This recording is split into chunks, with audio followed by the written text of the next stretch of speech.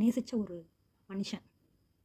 அவர் 27 வருஷமாக வாழ்ந்த தன்னோட மனைவியை பொதுவெளியில் தவறாக சொல்கிறாரு. இதெல்லாம் என்னால் ஏற்றுக்கவே முடியல. அதுக்கு கூட இருக்கிற அவரோட அபிமானிகளான பெண்களே சரின்னு சொல்கிறாங்க, கை தட்டுறாங்க.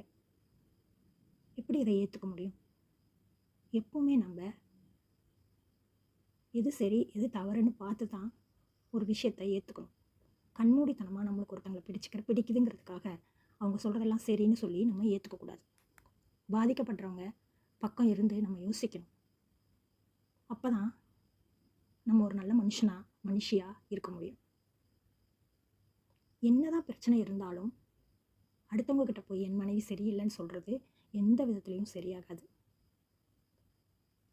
நம்மளுக்கு பிடிக்கலையா விட்டு விலகி போயிட்டு அதுக்கப்புறம் தனியாக கூட வாழ்ந்துக்கலாம். அதை விட்டுட்டு அவங்க சரியில்லைன்னு அசிங்கமாக வெளியில் சொல்கிறது எந்த விதத்துலையும் ஏற்றுக்க முடியாத ஒரு விஷயம்.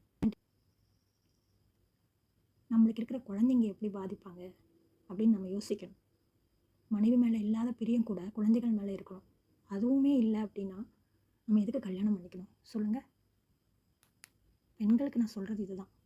நீங்கள் மற்ற பெண்ணோட கண்ணீரை துடைக்கிறதுக்காக தான் போராடணுமே தவிர மற்ற பெண்ணோட கண்ணீருக்கு காரணமாக ஒருபோதும் இருக்கக்கூடாது. இது நான் வேண்டி உங்களை கேட்டுக்கிறேன்.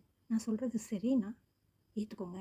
நான் சொல்கிறது தப்புன்னு உங்களுக்கு தோணுச்சுன்னா இதோட விட்டுடுங்க. நான் யார் மனசையும் காயப்படுத்தணும்னு பேசலை.